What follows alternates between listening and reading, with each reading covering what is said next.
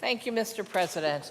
I want to thank and recognize a group of representatives from the domestic violence community who are here with us today on the floor of the Senate.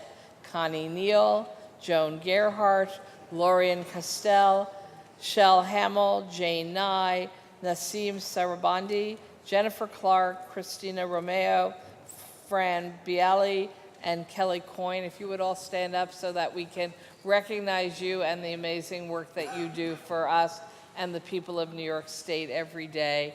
Mr. President, we just heard the resolution read. I just want to reemphasize one set of numbers.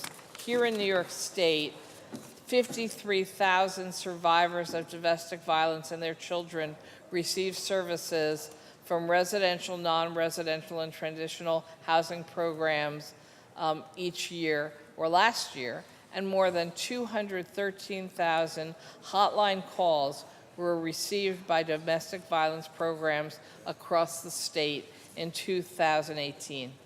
We talked about the men and women from Fort Drum being our protectors of democracy around the world and the protectors of our society.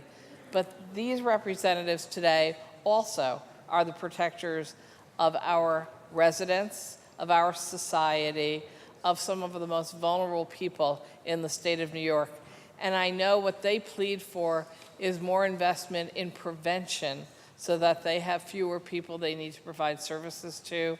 So hopefully, as the state commits to reevaluating our entire model of how we provide domestic violence services, we will remember through this memorialization today the importance of refocusing our efforts on prevention, which starts with the youngest children and every family in New York State to know that they don't have to find themselves in these positions. So I want to recognize them, thank them, and ask everyone to join you in offering them the appreciation of the House. Thank you, Mr. President.